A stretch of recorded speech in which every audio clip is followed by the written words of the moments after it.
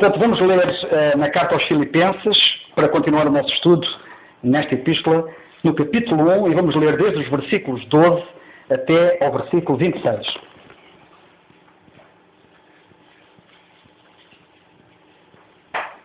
Quantos versículos? Do versículo 12 até ao versículo 26. Filipenses 1, 12 a 26. Diz assim a palavra do Senhor: E quero, irmãos, que saibais que as coisas que me aconteceram contribuíram para o maior avanço do Evangelho, de maneira que as minhas cadeias em Cristo se tornaram conhecidas de toda a guarda pretoriana e de todos os demais. Muitos dos irmãos no Senhor, tomando ânimo com as minhas cadeias, ousam falar a palavra mais confiadamente sem temor. Verdade é que também alguns pregam a Cristo por inveja e porfia, mas outros de boa mente. Estes, por amor, sabendo que fui posto para a defesa do Evangelho. Aqueles, contudo, anunciam a Cristo por contenda, não sinceramente, julgando suscitar aflição às minhas cadeias. Mas que importa? Contanto que Cristo, de qualquer modo, seja anunciado, ou por pretexto, ou de verdade, nisto me regozijo. Sim, e me regozijarei. Pois sei que isto resultará em salvação pela vossa súplica e pelo socorro do Espírito de Jesus Cristo. A minha ardente expectativa e esperança é de em nada ser confundido, mas ter muita coragem para que agora e sempre Cristo seja engrandecido no meu corpo, quer pela vida, quer pela morte. Pois para mim o viver é Cristo e o morrer é lucro. Mas, se o viver na carne trouxer fruto para a minha obra, não sei então o que devo escolher. Mas de ambos os lados estou em aperto, tendo o desejo de partir e estar com Cristo, o que é muito melhor. Mas julgo mais necessário, por amor de vós, permanecer na carne. E, tendo esta confiança, sei que ficarei e permanecerei com todos vós para o vosso progresso e gozo na fé, para que o motivo de vos gloriardes cresça por mim em Cristo Jesus, pela minha presença de novo convosco. Amém. Amém. Glórias a Deus. Então vamos dar continuidade ao nosso estudo. Hoje nós vamos retomar com pensamentos do nosso jovem Tiago. Boa noite, irmãos. Em primeiro lugar, se começarmos por analisar dos versículos 12 até mais ou menos metade do versículo 18, podemos claramente perceber que Paulo se alegrava nas suas circunstâncias adversas. Ele tinha sido preso e, no entanto, ele conseguia perceber que as suas piores circunstâncias se iam transformar nas suas melhores testemunhas, como é o caso da guarda pretoriana.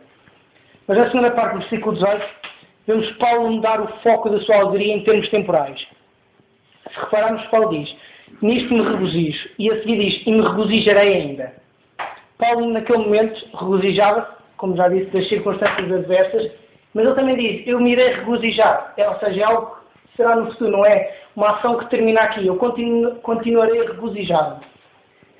E para isso temos que, para percebermos o nosso sentido, temos que o versículo 19 que diz: porque sei que disto me resultará salvação pela vossa oração e pelo socorro do Espírito de Jesus Cristo. Quando Paulo fala salvação, é óbvio que ele não fala da salvação da sua alma, porque essa só pode ser conseguida apenas pela graça de Deus, convertendo-se. E quando olhamos pensamos, salvação, mas o que é que quererá dizer? E eu fui procurar, pesquisei, e encontrei uma versão em inglês que, traduzida, quer dizer, por outras palavras, me dará força, me dará alento. E se repararmos no contexto faz sentido.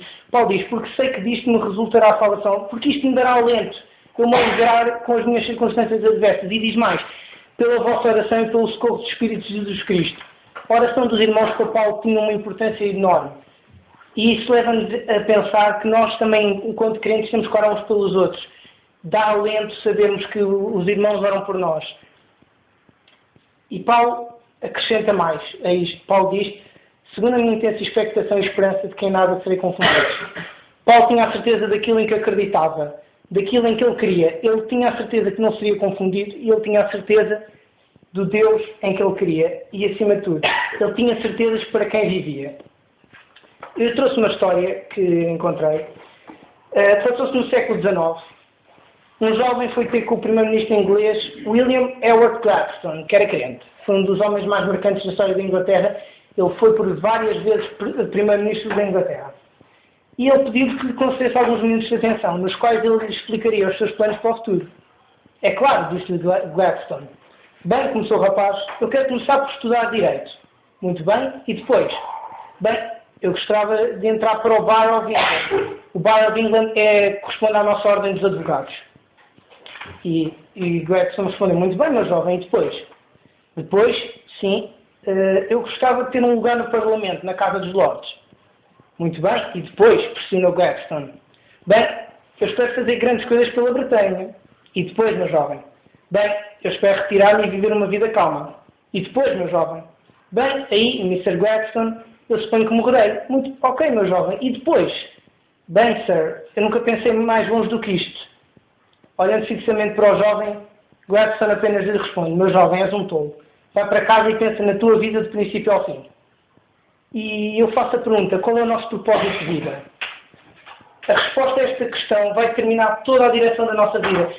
Se o meu propósito de vida é tirar um bom curso, eu vou passar a minha vida a estudar para que isso seja possível. Se o meu propósito de vida é servir a Cristo, eu vou passar a minha vida a tentar servi-lo da melhor maneira possível. Quando nós não temos um propósito de vida, temos a tendência a seguir as tendências da moda, as tendências da nossa geração. Somos levados na corrente, literalmente. Mas Paulo está esclarecido e focado no seu propósito. Ele fala qual é o seu propósito de vida. Ele diz, antes, com toda a confiança, Cristo será, tanto agora como sempre, engrandecido no meu corpo, seja pela vida, seja pela morte. Porque para mim o viver é Cristo e o morrer é ganho. Filipenses 1, 20 a 21. Para Paulo, quer a vida fosse curta, quer a vida fosse longa, o viver era Cristo e apenas Cristo. Podemos honestamente dizer que o nosso viver é Cristo? Então, sim, é porque cumprimos vários aspectos que isso implica. O viver para Cristo implica 3 coisas. Com, por e para. Com Cristo significa viver em união com Ele, ao ponto de Ele ser o meu tudo em tudo. Todas as minhas decisões serem baseadas nele. É andar lado a lado com Cristo, todo o meu viver. O por é tudo o que fazemos de exaltar a Cristo, tudo aquilo que eu faço ser para Cristo. E para é morrermos para os nossos desejos egoístas para vivermos para o servir e servir aos outros.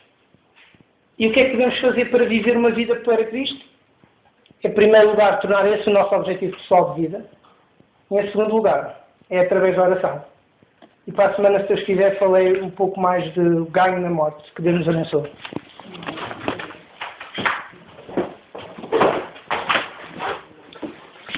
Graças a Deus por estes pensamentos preciosos que nós ouvimos, baseados no sítio onde nós estamos no nosso estudo, em Filipenses 1, 19 e 20, e 21, neste caso, que já foi abordado também. Eu gostaria de retomar aquilo que nós já vimos na semana passada, retomar aquilo que eu comecei, mais concretamente, por referir na semana passada, e que tem a ver, e refiro-me ao versículo 19, com a salvação que o apóstolo alude aqui. Eu vou passar a citar o versículo 19 que diz o seguinte: porque sei que disto me resultará salvação pela vossa oração e pelo socorro do Espírito de Jesus Cristo. Uma das coisas que eu disse na semana passada foi que nós precisamos de crescer. Não faz sentido um cristão nascer de novo e, tal como no nascimento físico, tornar-se bebé e depois permanecer bebé toda a vida e não crescer. Infelizmente acontece que muitos não passam de bebés, não passam de meninos, muitos nunca chegam a ser adultos. E eu digo isto porque, e para utilizar e repetir a ilustração da semana passada, para muitos, na vida cristã, para muitos a vida cristã está como os automóveis ou os veículos estão para um menino. É tudo popó. Eles não sabem distinguir uma viatura pesada de uma viatura ligeira, eles não sabem distinguir uma marca de outra marca, eles não sabem distinguir um modelo de outro modelo. Para eles é tudo popó. E na Bíblia, infelizmente, para muita gente, é tudo popó. Ou seja, as pessoas não conseguem distinguir coisas que diferem. E é muito importante, e eu fiz ênfase disso no fim do estudo da semana passada, é este aspecto. Há um outro versículo que eu não referi, eu referi Filipenses 1:10, as coisas que diferem, noutra versão, que são as coisas excelentes, mas existe um outro versículo que está em Efésios, no capítulo 1, versículo 17, que eu passo a citar, em que o apóstolo Paulo diz que orava pelos crentes, neste caso os crentes de Éfeso. Para quê? Para que, entre outras coisas, Deus lhes concedesse duas coisas importantes: espírito de sabedoria e espírito de revelação. Ter espírito de sabedoria e espírito de revelação não é ter dois espíritos, porque o espírito é só há um espírito. Mas ter espírito de sabedoria e de revelação significa ter capacidade de sabedoria e ter capacidade de revelação. O apóstolo está a orar para que os crentes tivessem algumas capacidades. Ora, nós sabemos que as crianças são muito reduzidas em capacidades. E há capacidades que as pessoas apenas adquirem com o crescimento. Na vida cristã é a mesma coisa. E o apóstolo Paulo não queria que os crentes ficassem meninos, nem bebés, mas queria que crescessem e adquirissem capacidades. Duas das capacidades muito importantes que é necessário ter na vida cristã, que só se atingem quando nós crescemos, é a capacidade de sabedoria e a capacidade de revelação. Espírito de sabedoria, espírito de revelação, duas coisas em Efésios 1:17 pelas quais eu oro, para que os crentes tivessem. O que é capacidade de sabedoria? É a capacidade de pôr na prática o que nós conhecemos. Sabedoria na Bíblia não significa conhecimento. Sabedoria na Bíblia é mais do que conhecimento. Sabedoria é ter conhecimento e ser capaz de o pôr na prática. Porque muita gente sabe muita coisa, mas não pratica aquilo que sabe. E é disso que o apóstolo está a falar e diz que quer que os crentes cresçam nisto. Não sejam apenas teóricos, não sejam apenas de cabeça grande, mas sejam práticos. E, portanto, nós precisamos ter esta capacidade, que é uma capacidade que se adquire, e quando nós não crescemos, não a temos. Porque é uma capacidade que não está em nós. Não nasce em nós. Isto é fruto do crescimento. À medida que vamos crescendo na vida da fé, vamos ganhando músculo espiritual que nos permite ter capacidade para realizar isto, que é o sonho de muitos que não é concretizado. Que é, eu só praticar aquilo que eu sei. Isso é uma bênção enorme. Mas há uma segunda coisa que eu oro. É para que eles tivessem capacidade, ou espírito de revelação. Capacidade de distinguir coisas que são diferentes. E cá está, e cheguei ao sítio onde eu estava a me referir, que é outra capacidade que muitos não têm. Há muitos que não têm espírito de revelação. Ou seja, não têm a capacidade de distinguir coisas que são diferentes. Na semana passada eu referi-me aos daltónicos, que só veem uma cor, quando há várias cores. E na Bíblia, muitos só... A Bíblia é a Bíblia, pronto. E não há sinais de trânsito, é como quem vai por uma estrada e não respeita sinais de trânsito. A Bíblia está cheia de sinais de trânsito.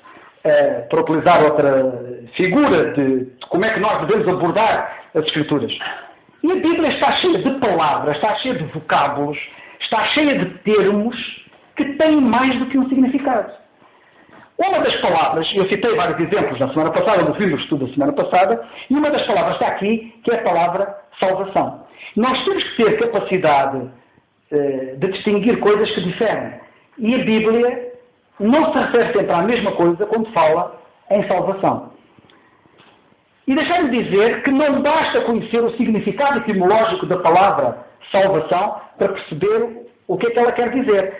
Porque muitas vezes os significados etimológicos das palavras, dos termos na Bíblia, estão dependentes do contexto onde elas se inserem.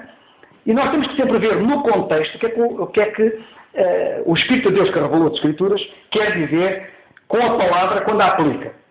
Neste caso concreto, o Tiago já deu um pensamento interessante e importante sobre a palavra salvação, mas a palavra salvação aqui no versículo 19, quando ele diz, sei que disto me resultará a salvação, ele está-se a referir a um dos significados que a salvação tem. Eu na semana passada, resumidamente, disse, a salvação na Bíblia existe em 3 tempos.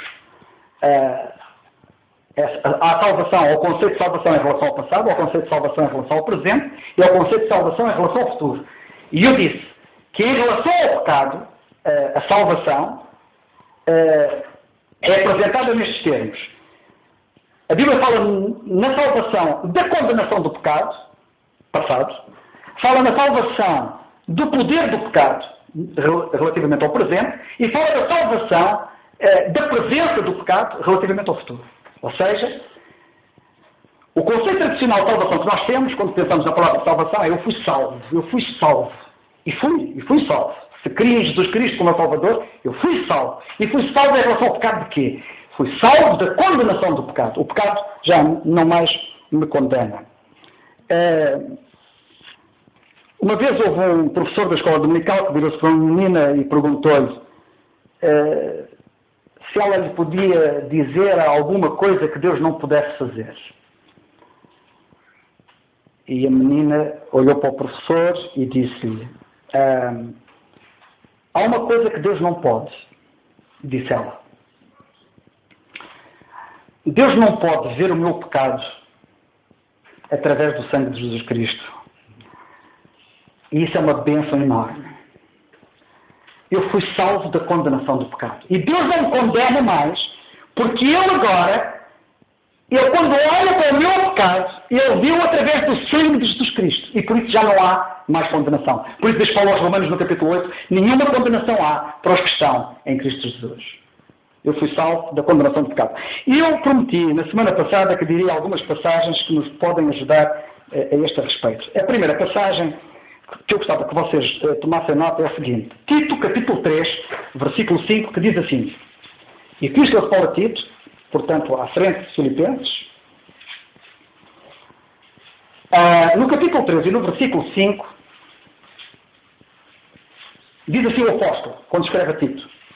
Não pelas obras de justiça que houvéssemos feito, mas segundo a sua misericórdia, nos salvou. Notem, salvação no tempo passado. Nos salvou. Nos salvou, como lemos aqui, pela lavagem da regeneração e da renovação do Espírito Santo.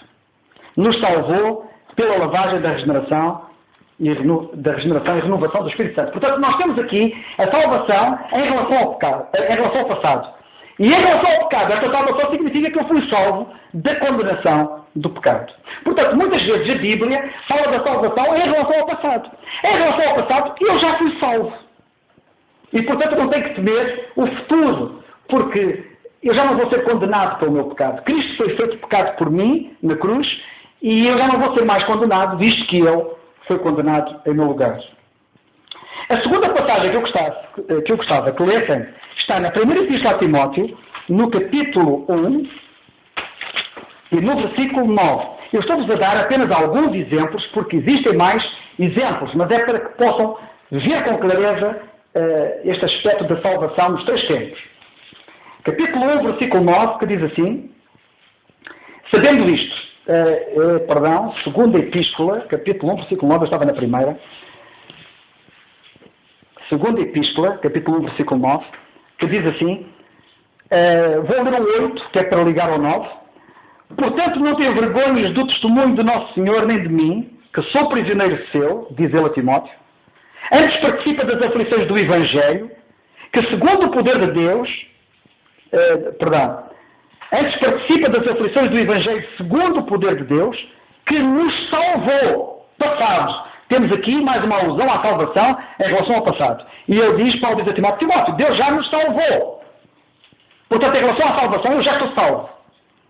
E aqui temos a salvação no que diz respeito ao passado, salvos da condenação do pecado.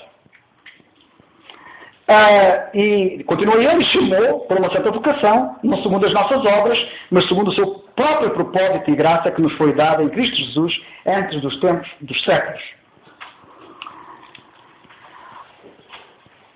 Em relação ao passado, é a parte mais pacífica. É aquela que toda a gente vê. Eu fui salvo. Salvação. Fui salvo.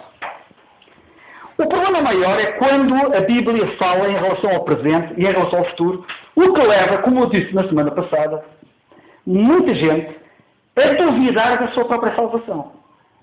Porque a Bíblia fala de uma salvação que ainda está a ocorrer no presente e de uma salvação que ainda vai ocorrer no futuro. E aí o crente interroga-se. Então, mas eu já estou salvo ou não estou salvo? Então, mas eu já não fui salvo? Então, mas afinal estou a ser salvo. Ainda vou ser salvo? Então, mas estou salvo ou não estou salvo? Esta é que é a grande questão. E é muito importante perceber isto. E eu vou-vos dar alguns exemplos. Primeira carta aos Coríntios, capítulo 1, versículo 18. Vamos ver a salvação em relação ao presente. Na primeira epístola aos Coríntios, no capítulo 1, versículo 18,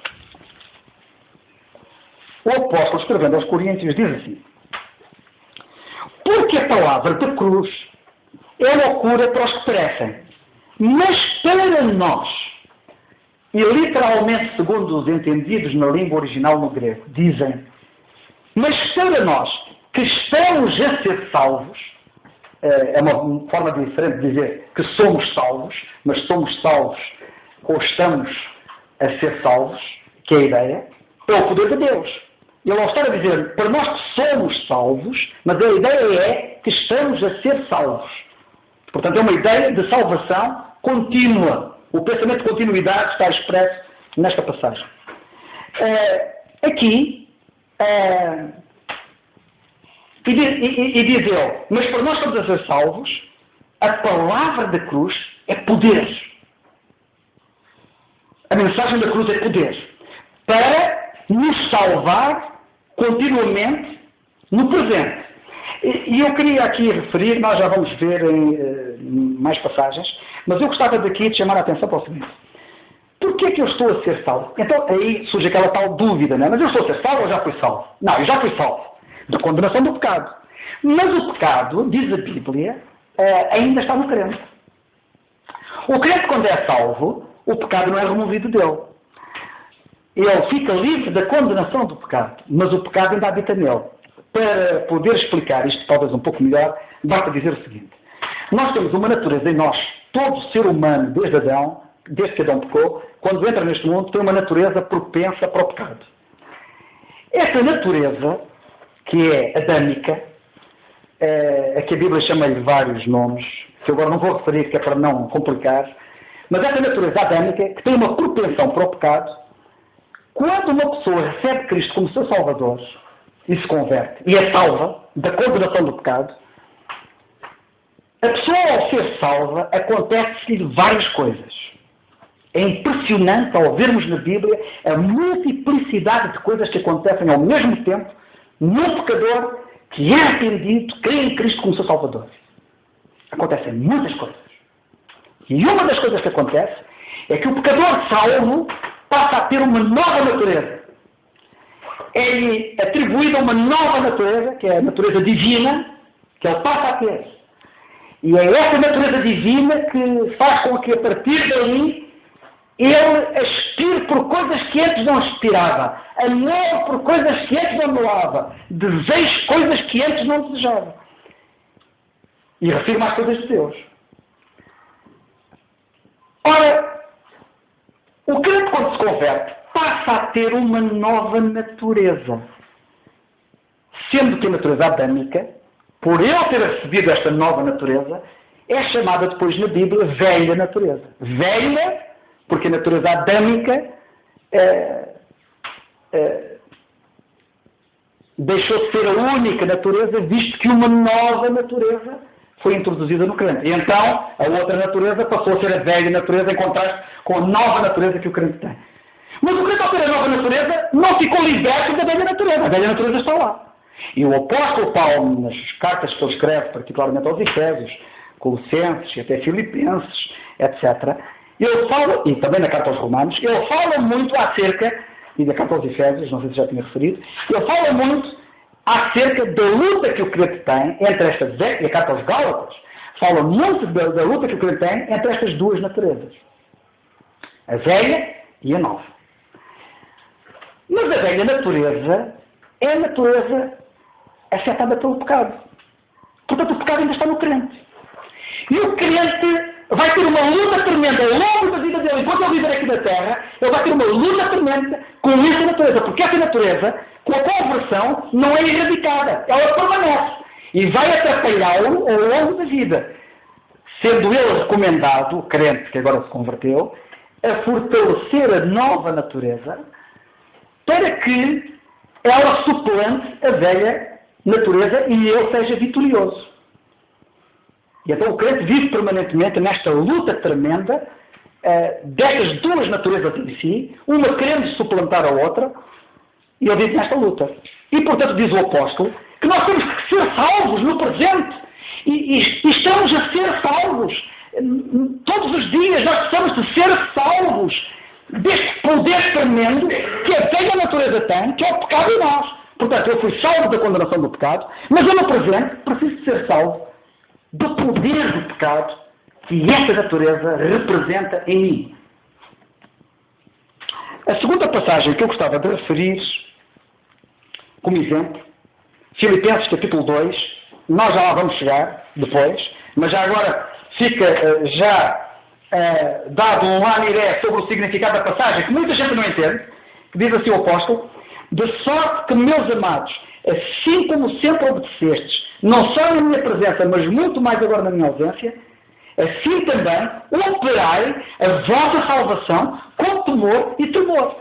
E muitos pensam que nós temos que fazer alguma coisa pela nossa salvação. Ora, não podia ser. Paulo não podia dizer, em Efésios capítulo 2, versículos 8 a 10, pela graça sois salvos, por meio da fé, isto não vem de vós, é um dom de Deus, não vem das obras, não vem das obras, não vem das obras.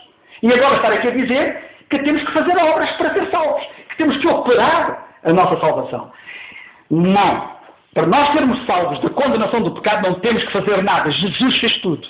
Mas para nós sermos salvos do poder do pecado diariamente, temos que nós fazer tudo. Ninguém vai fazer nada por nós. Somos nós que temos que fazer. As decisões são nossas, as ações são nossas, e somos nós que temos que tomar decisões e fazer ações. E é assim que se compreende isto que o apóstolo diz aqui, que devemos operar a nossa salvação com temor e tremor. Quando lá chegarmos, certamente que devemos falar mais sobre este assunto. Mas temos aqui a salvação em relação ao tempo presente. A terceira passagem que eu gostava de referir está no capítulo 5 de Romanos, Epístola aos Romanos, capítulo 5, e versículo 10, que diz assim, mais uma vez refiro que estas são passagens exemplares, como exemplo, porque existem mais nas Escrituras, mas elas dão-nos assim uma ideia do que estamos a falar. E no capítulo 5 e no versículo 10, nós lemos assim, Romanos 5, 10. Porque se nós, sendo inimigos, fomos reconciliados com Deus pela morte do seu Filho, muito mais, estando já reconciliados, seremos salvos pela sua vida. Já viram o que é que o apóstolo diz aqui? Nós temos aqui um outro aspecto muito importante, que é o seguinte. O apóstolo está a dizer assim, Deus salvou-vos quando vocês eram inimigos. Lembram-se? E se Ele vos salvou quando vocês eram inimigos, se vocês agora precisam de ser salvos no presente, muito mais Ele agora vos salvará. Ora, se Ele vos salvou, se vocês tinham a garantia da parte dele, que Ele vos daria a força, que Ele vos salvaria da situação em que vocês estavam numa situação de desvantagem porque eram inimigos, agora que sois filhos, muito mais agora, Ele vos salvará. E Ele está a falar agora da salvação no tempo presente. E aproveito para fazer a ligação à salvação do tempo futuro nesta mesma passagem. Já vamos lá. Versículo 10, portanto, porque se nós, sendo inimigos, fomos reconciliados com Deus pela morte do seu Filho, muito mais agora, não é? Estando já reconciliados com Deus, já não somos inimigos, seremos salvos pela sua vida. E deixa-me apenas dizer aqui uma coisa muito importante. Eu dizia há pouco que nós temos que fazer, temos que operar. E temos. Mas mesmo quando nós operamos, e aquilo que fazemos, o mérito não é nosso. É Ele que nos ajuda. E é muito importante que tenhamos a noção de que Jesus, neste momento, Ele que morreu e ressuscitou e ascendeu ao céu, Ele agora, lá no céu, lemos na carta aos Hebreus, Ele vive para interceder por nós. Ele está lá a viver por mim. Sabem de uma coisa? Isto é uma coisa admirável. Jesus um dia morreu por mim. E Ele agora vive por mim. Ele agora está lá a viver e está a viver por mim. Ele está a olhar para mim, Ele quer me ajudar, Ele quer me ajudar a vencer, Ele quer me dar a força que eu preciso. Sou eu que tenho que tomar decisões, é verdade. Mas Ele está lá para me iluminar, para me ajudar, para me fortalecer, para eu tomar as decisões certas na hora certa. Ele vive para interceder por mim. Por isso é que a Bíblia diz, no versículo 10, faz alusão a esta salvação, seremos salvos pela sua vida. Um dia fomos salvos pela sua morte em relação ao passado. No presente estamos a ser salvos pela sua vida. Ele vive para interceder por nós, como lemos na carta aos Hebreus. E agora, dizia eu, se chegarmos ao versículo, se recuarmos ao versículo 9, curiosamente está atrás, a salvação é em relação ao futuro.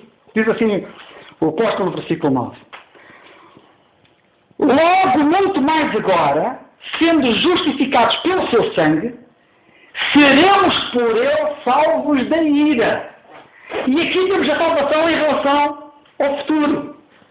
Portanto, estava eu a dizer há bocado, nós para percebermos o significado do vocábulo, neste caso o vocábulo salvo, o vocábulo salvos, não é? Temos duas vezes o vocábulo salvos, uma no versículo 9, uma ocorrência no versículo 9, outra no versículo 10.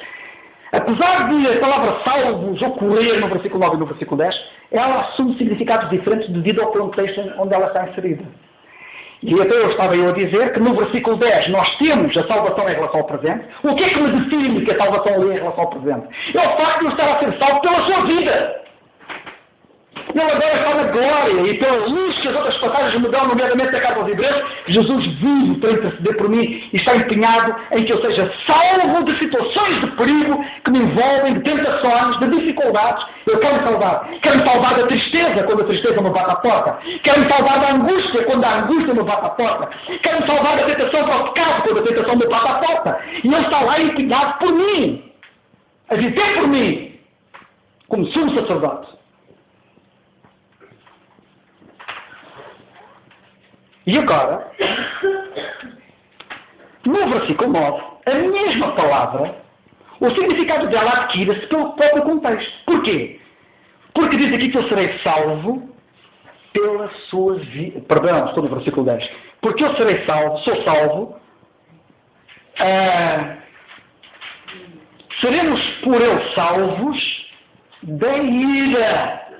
E a ira futura, de que o apóstolo Paulo fala algumas vezes, nomeadamente quando ele fala na carta, quando o apóstolo Paulo fala, por exemplo, na carta aos Tessalonicenses, no capítulo 1, ele, referindo-se à ira futura, ele diz assim, capítulo 1, diz ele assim, eu cito, que nós agora esperamos do céu a seu Filho, a quem ressuscitou dos mortos, a saber Jesus, que nos livra da ira futura. Deixar-me aqui dizer uma coisa muito importante. Muitas pessoas, por deficiência de compreensão da Bíblia, pensam que os crentes, a igreja vai passar uma grande tribulação. A igreja não passa grande tribulação nenhuma. O Senhor salva-nos da ira futura. A ira futura é uma designação na Bíblia para a grande tribulação. Se vocês olham todo o Velho Testamento, o Velho Testamento refere-se à grande tribulação como sendo o grande dia da sua ira. E quem suportará o dia da sua ira? Dia de trevas, dia de furores. A Bíblia fala muito deste dia, é um dia terrível. É o grande e terrível dia do Senhor. É o dia da sua ira. É o dia do Senhor. E a Bíblia diz que nós somos salvos da ira. E aqui na passagem de Romanos 5, o apóstolo, quando está a falar no versículo 9, diz ele assim, muito mais agora seremos justificados pelo seu sangue, seremos por ele salvos da ira futura. Quando a Bíblia fala acerca da ira, está a referir à ira futura. E então, aqui nós temos a salvação em relação ao futuro. Outra passagem que eu gostava de ler tem 1 Carta aos Tessalonicenses, capítulo 5. 1 Epístola aos Tessalonicenses, capítulo 5, que diz assim, capítulo 5, versículos 8 e 9. Perdão. Mas nós, já agora só um pequeno pormenor. Aqueles que não percebem esta questão do dia do Senhor, do grande e terrível dia do Senhor, do dia da sua ira, e que não percebem que a Igreja, o corpo de Cristo, não passará pela grande tribulação, por muitas razões. Eu vou-vos apenas citar mais uma, que é passagem que é interessante. Basta lembrarem-se do seguinte. O apóstolo Paulo, na carta aos Coríntios, na segunda carta aos Coríntios, no capítulo 5, diz que nós, crentes, membros do corpo de Cristo, somos embaixadores de Cristo. Nós aqui na Terra, como membros do corpo de Cristo, Todos nós somos embaixadores seus. E não há nenhum país no mundo, não há nenhum país no mundo que declare guerra a outro país com os seus embaixadores lá. A primeira coisa que um país faz ao declarar guerra a outro país é retirar a sua embaixada. A sua embaixada é retirada quando um país resolve retirar a sua embaixada de um outro país, é muito mau sinal. As relações são muito tensas e pode haver iminência de guerra. Ora, nós sabemos que só depois do Senhor, através do arrebatamento, arrebatar os seus embaixadores, é que a sua ira vai cair sobre este mundo. E, portanto, a Igreja não passa na grande tribulação.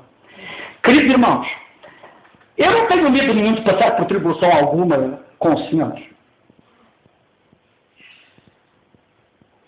E eu quando digo isto é porque tenho algum receio, algum medo de passar por alguma tribulação, seja ela qual for, mesmo que seja a grande tribulação.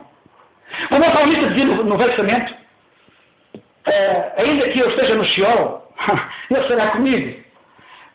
Sabem uma coisa? Eu não tenho medo nenhum disso. Mas a questão não é uma questão de ter medo ou deixar de ter medo. É que é uma questão de manejar bem as Escrituras. E a verdade é que nas Escrituras o Senhor, em relação aos seus embaixadores, retira-os antes de declarar a guerra a este mundo. E a ira vai cair sobre os descrentes. E não vai descarregar a sua ira sobre os crentes.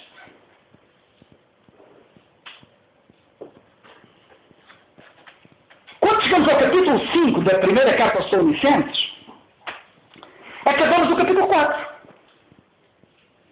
E como é que termina o capítulo 4? Fala exatamente do arrebatamento. Fala exatamente do arrebatamento dos seus embaixadores, aos ares, ao encontro do Senhor aos ares. E o capítulo 5, o que é que fala? Bem, ele diz assim, ele diz no versículo 13, no capítulo 4, versículo 13, ele diz assim: não quero, porém, irmãos, que sejais ignorantes acerca dos que já dormem, para que não vos entristeçais como aos demais, que não têm esperança. Porque se cremos que Jesus morreu e ressuscitou, assim também aos que em Jesus dormem, Deus os trará a trazer com ele. Dizemos, pois, isto pela palavra do Senhor, que nós os que ficarmos vivos, etc. Presta atenção. Quando ele começa a falar do arrebatamento, começa no versículo, propriamente dito, ele começa a falar no arrebatamento no versículo 15. Quando ele diz, dizemos, pois, isto pela palavra do Senhor. E então é que ele diz que os que estiverem vivos, há pessoas que vão estar vivas quando o Senhor vier, que não vão experimentar a morte. E vão ao encontro do Senhor. E os que estiverem mortos, ressuscitam. Os que estiverem mortos que pertencem ao corpo de Cristo. Porque os crentes que estão mortos e que não pertencem ao corpo de Cristo não vão. Vocês lembram-se de João Batista? João Batista não pertencia ao corpo de Cristo. Quando João Batista estava aqui na terra, o corpo de Cristo ainda não existia. E sabe o que é que João Batista disse? Eu sou amigo do noivo. Amigo do noivo. Ele não é noivo. Ele disse que era amigo do noivo. E reparem que aqui nesta passagem, no capítulo 4, no versículo 15, o apóstolo, quando fala do arrebatamento, ele vai falar de uma coisa que João Batista não sabia, naturalmente. Nem João Batista, nem os antes de João Batista. E nem os depois de João Batista, até a conversão de Paulo. Porque Paulo diz assim, aquilo que eu vos vou dizer é algo que não está revelado em lado nenhum. E nem eu não fui aqui dentro da minha cabeça. Eu digo-vos isto pela palavra do Senhor. Ou seja, aquilo que eu tenho a dizer faz parte da revelação que Deus me deu. Há uma passagem paralela a esta, que é 1 Coríntios capítulo 15. E quando eu começo a falar do arrebatamento em 1 Coríntios capítulo 15, sabem o que ele diz? Eis aqui vos digo o mistério. Nem todos dormiremos, ou seja, nem todos vão ficar, nem todos vamos morrer. Que é o que ele está aqui a dizer por outras palavras aqui em Filipenses. Mas todos seremos transformados. No momento, no abrir e fechar de olhos, esta última trombeta, diz ele na 1 Coríntios capítulo 15. Mas ele começa assim, eis aqui vos digo o mistério. Esta verdade do arrebatamento é um mistério, faz parte do mistério. É um segredo que ninguém sabia. E ele está aqui a dizer pela palavra do Senhor, fazia parte da revelação que o Senhor lhe deu, esta revelação. E ele então fala deste acontecimento.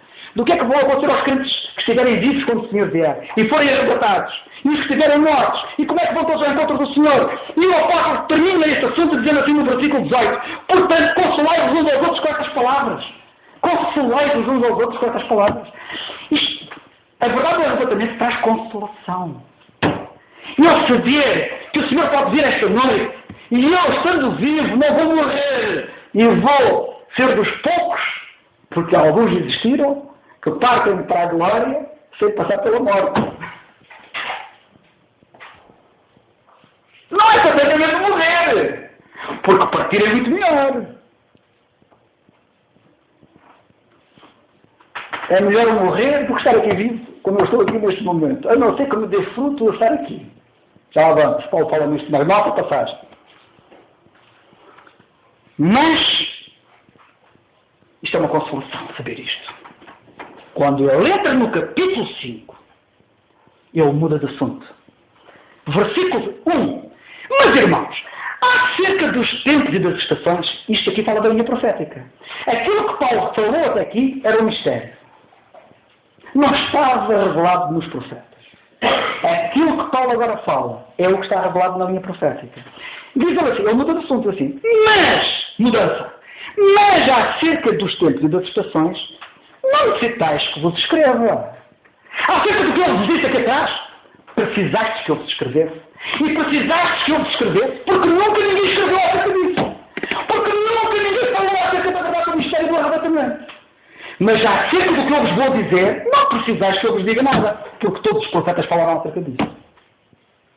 E então ele diz, porque vós mesmos sabeis muito bem, eu só lamento que haja muitos hoje que saibam tão mal, e cá está o problema da meninice, da falta de estudo, que o dia do Senhor, e agora eu falo no dia do Senhor, o tal dia da sua ira, o tal grande e terrível dia, o dia do Senhor virá como ladrão de noite. Isto agora já não é o arrebatamento, isto agora é depois da vinda dele à Terra. E o que está associado à sua vinda à Terra, à grande tribulação. Dizia eu, porque temos que avançar, quando ele chega ao versículo 8 e 9, não vou voltar a explicar esta passagem toda, não é? Mas eu, para explicar o versículo 8 e 9, vocês têm que perceber o que é que estamos a falar aqui no contexto. Quando ele chega ao versículo 8, diz ele assim. Antes de chegar ao 8, ainda quero dizer o seguinte. O Senhor virá como ladrão de noite, e depois assim. Versículo 4. Mas vós, irmãos, já não estáis em trevas para que aquele dia vos surpreenda como ladrão. Porque todos vós sois filhos da luz e filhos do dia, nós não somos da noite nem das trevas. E depois, ele diz assim. Versículo 9. Versículo 8 e 9. Mas nós que somos do dia, diz ele aos crentes, membros do corpo de Cristo, sejamos sóbrios, vestindo-nos da couraça da fé e da caridade, e tendo por capacete a esperança da salvação. Porque Deus, irmãos, Salonicenses, não nos destinou para a ira, mas para a aquisição da salvação por nosso Senhor Jesus Cristo. Deus não nos destinou para a ira. A igreja não passa da grande tribulação. Eu não vou voltar a explicar a passagem toda, senão então vamos estar agora com Salonicenses e deixamos de estudar Salonicenses. Mas eu quero que vocês vejam o contexto. E dizer assim, Deus não nos destinou a nós para a ira. A igreja não passa da grande tribulação. Eu quero vos dizer, eu não quero errar, mas eu estou preocupado com a percentagem de crentes profetas que dizem, ensinam, e pregam, e escrevem, dizendo erradamente que a igreja vai passar na grande tribulação. Paulo aqui é muito claro, como noutras passagens. Deus não nos destinou para a ira, mas para a aquisição da salvação por nosso Senhor Jesus Cristo. E cá está a salvação. Que salvação? Então, mas eu não fui salvo. Já da condenação do pecado, e estou a ser salvo do poder do pecado. Mas vai chegar o dia, quando o Senhor Jesus Cristo vier, que é disso que estamos a falar, que eu vou ser salvo. Terceiro tempo. É a salvação da presença do pecado. Quando o Senhor vier, eu vou ser salvo da presença do pecado. Porque quando Ele vier, Ele vai transformar o meu corpo abatido para ser conforme o seu corpo glorioso. E o pecado já não mais habitará no meu corpo. E por isso eu já nunca mais vou envelhecer. Já nunca mais vou ficar doente. Já nunca mais vou ter dores. Já nunca mais vou ter sofrimento. Porque o pecado já me está em nós. Essa é a razão porque eu, sendo crente, ainda fico doente. Ainda tenho sofrimento. Ainda tenho dores. Porque o pecado ainda habita em mim. E ainda estou tentado. Porque o pecado ainda habita em mim. Mas depois, quando formos transformados num corpo glorioso semelhante ao do Senhor, seremos salvos da presença do pecado. E já agora, Romanos 13.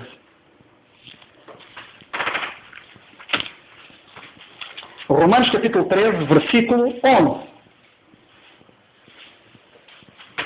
E digo isto, conhecendo o tempo, que é já a hora de despertarmos do sono, porque a nossa salvação está agora mais perto de nós do que quando aceitamos a fé. A nossa salvação está agora mais perto do que quando aceitamos a fé. Está a ser referida a salvação? Da presença do pecado, da vinda do Senhor. Estão a ver? Portanto, é muito importante quando estudamos a Bíblia, nós temos sempre atenção, no caso da salvação, de que salvação é que nós estamos a falar? Ou a que salvação o Espírito de Deus se está a referir? Já agora, Romanos capítulo 8, versículo 23. O apóstolo diz assim, escrevendo aos Romanos, capítulo 8, versículo 23, diz ele assim, e não só ela, isto tem a ver com o versículo 22 que diz que a criação geme, está juntamente com dores de parto até agora. E chega ao versículo 23 e diz assim, e não só ela, não é apenas a criação que geme, mas nós mesmos, nós que temos as premissas do Espírito, também gememos em nós mesmos, e esperando a adoção, a saber, a redenção do nosso corpo. Então, mas nós já não fomos remidos? O nosso corpo ainda não foi remido. Foi remido a nossa alma, é o nosso espírito. Mas o nosso corpo ainda não foi remido. O nosso corpo será remido no arrebatamento, quando for transformado num corpo glorioso semelhante ao do Senhor. E era isto que eu queria referir. Redenção em relação ao tempo futuro, salvação em relação ao tempo futuro.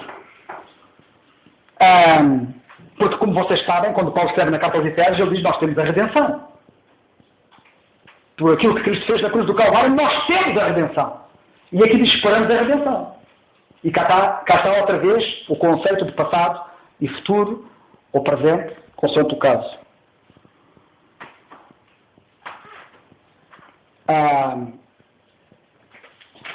E depois temos falado sobre isto, vamos avançar.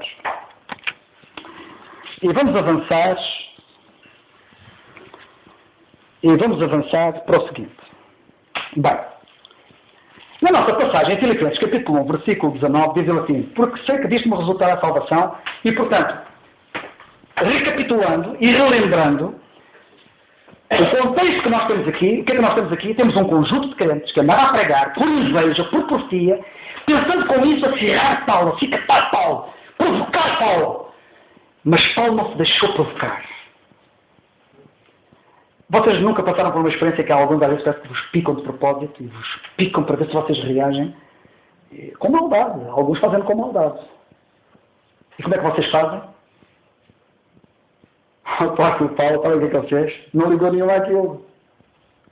E como eu disse na semana passada, e já há 15 dias também disse, ele estava com os olhos focados no Senhor, ocupado com o Senhor. O problema é quando temos os olhos focados em nós. Se me picam, e eu estou muito ocupado comigo, eu vou trabalhar, porque eu sou muito importante. E passa alguém que toca em mim, vocês não imaginam como eu sou importante aos meus olhos. Mas se eu não sou importante aos meus olhos, e Cristo é importante aos meus olhos, se me picarem, não afeta nada. E Paulo esperava ser salvo desta situação, porque eu também tenho uma natureza adâmica como nós.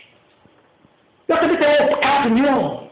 E eu também podia ser tentado a ceder, a falhar, a resvalar, a ir à luta com eles. Mas eu não fui. E por isso ele diz no versículo 19, diz ele, eu sei que disso me resultará a salvação. Eu vou ser salvo dessa situação. E eles estão aqui a querer provocar-me, mas eu não vou entrar nessa onda. E disso me resultará a salvação por duas coisas muito importantes. Pelo socorro da vossa oração e pelo socorro do Espírito de Jesus Cristo. Irmãos, é muito importante as nossas orações uns pelos outros. E eu sei que esta igreja tem orado. Ao longo da sua história. E grandes batalhas têm sido conquistadas ao longo da sua história não por mérito de nenhum de nós, mas pela misericórdia de Deus e pela sua graça, como resposta à oração. E Paulo tem uma confiança tremenda da importância dos crentes a orarem por ele. E sabia que as orações dos crentes por ele não seriam vãs. E eu ontem coloquei no portal da igreja na internet um artigo que eu gostei muito e por isso coloquei. Um artigo que tem por título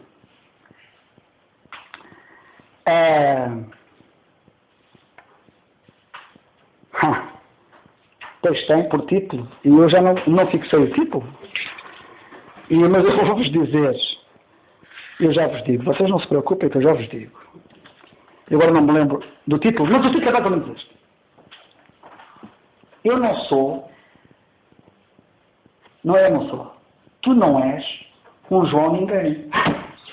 Acho que o título é mais ou menos este. Tu não és, leiam aqui que aquilo vale a pena ler. Tu não és um João ninguém. Agora cá para nós. Eu até sou um João ninguém. Pois agora cá para nós. Mas não sou, não. E agora? Dizemos este dilema, não é? Sou e não sou. O que é que eu quero dizer com isto? Vocês depois vão ver esse artigo, que esse artigo é um artigo que vale a pena ser lido e vocês vão ser abençoados por ele. Um dia,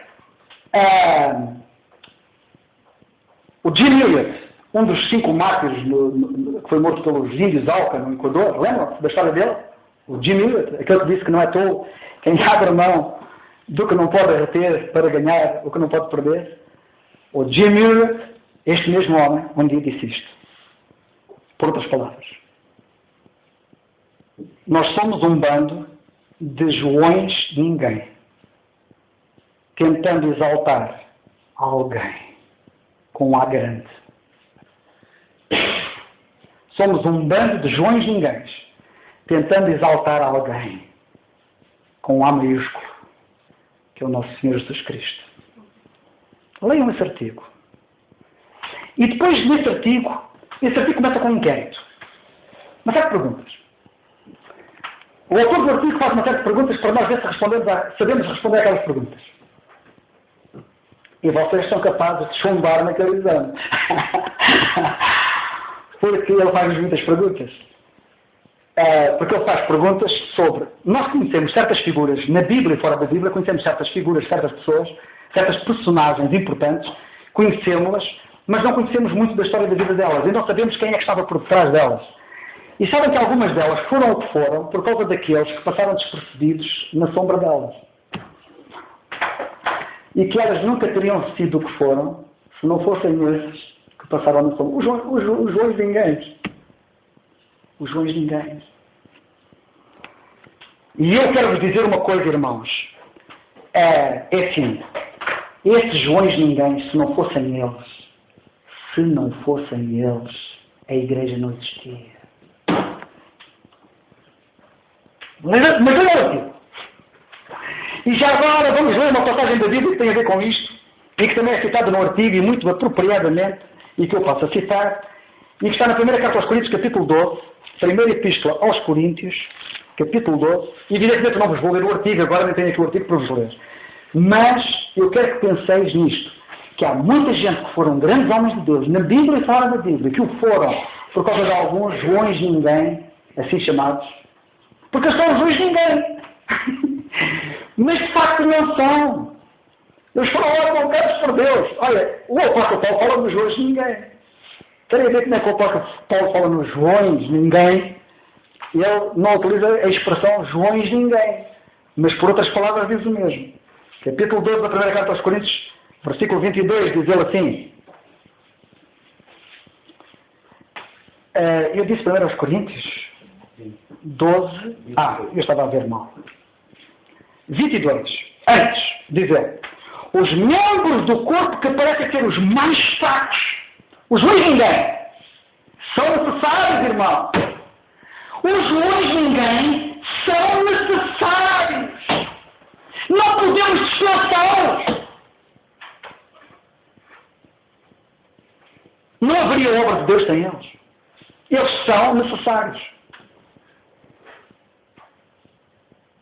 e os que reputamos serem menos honrosos no corpo, e esses honramos muito mais, e aos que em nós são menos decorosos damos muito mais honra. Porque, versículo 24, os que em nós são mais honestos não têm necessidade disso, mas Deus assim formou o corpo, dando muito mais honra aos que tinham falta dela. Um dia vão ficar surpreendidos quando virmos os Joões de ninguém serem mais honrados pelo Senhor do que aqueles que nós honrávamos.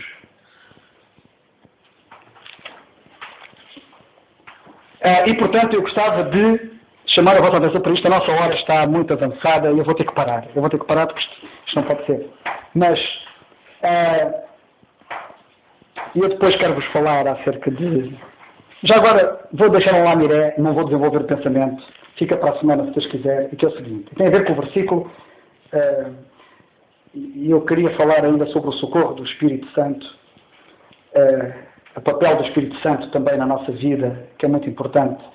Não apenas as orações dos crentes. E também nem falei sobre as orações dos crentes. Sabem que o apóstolo Paulo várias vezes diz aos crentes para orarem por ele? Ele diz várias vezes para orarem por ele. Mas depois, às vezes, não me esqueço de fazer referência a esses exemplos de oração dos crentes que afetaram muito a vida dele. E que mais uma vez aqui é referida nesta passagem, o papel do Espírito que em nós habita para nos ajudar a vencer as batalhas que temos e a velha natureza que está em nós, também quero referir isso. E depois, em terceiro lugar, que era isso que demonstra o foco dele. Ele não estava ocupado nele próprio, mas estava ocupado no Senhor. Irmãos, isto é o segredo da vida cristã e da vitória. Estamos ocupados com o Senhor e não em nós. Nós não somos importantes. Nenhum de nós é importante. O Senhor é todo importante. E devemos ter os nossos olhos nele. E ele diz assim no versículo 20. Segundo a minha intensa... Portanto, diz que me vai resultar salvação.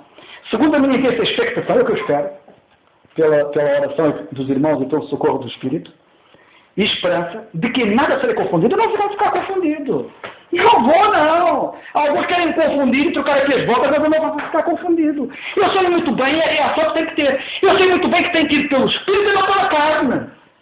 Pela carne, se me explodir agora e dizer 2 ou 3 dias seguidos, mas eu não vou fazê-lo. Sabe o que ele diz? Ele diz antes, com toda a confiança, Cristo, apetece-me exaltar esta pessoa tão fantástica. Cristo, diz ele, será tanto agora como sempre engrandecido. Ele será engrandecido. E aqui é que está o segredo da vitória dele. Cristo será engrandecido, diz ele, no meu corpo, seja pela vida, seja pela morte. O que eu vos quero deixar para abrir o apetite é pensai no que Paulo diz, em contraste com o que Maria disse um dia. Ambos estavam preocupados em engrandecer o Senhor. Maria engrandeceu o Senhor no seu espírito. A minha alma engrandece na sua alma. A minha alma engrandece ao Senhor e no espírito se alegra em Deus meu Salvador. Lembram-se? Vamos ver isso. A minha alma, diz Maria, engrandece ao Senhor. Mas Paulo engrandecia o Senhor com o seu corpo. Vamos ver a diferença. E vamos ver como ambas as coisas são importantes. Engrandecer ao Senhor com a alma tem a ver comigo. Engrandecer ao Senhor com o corpo tem a ver com os outros. Engrandecer ao Senhor com a alma é resultado de algo que me afeta pessoalmente a mim, na minha relação com Deus. Mas engrandecer ao Senhor com o corpo vai afetar os outros. Depois eu explico melhor o que é que eu quero dizer com isso. Que Deus nos abençoe e para a semana, se o Senhor não tiver vindo antes, cá estaremos. Se Ele tiver vindo antes, deixaremos de ter o privilégio, porque é um privilégio, poder falar do maravilhoso Evangelho, da maravilhosa graça de Deus. Que o Senhor nos abençoe.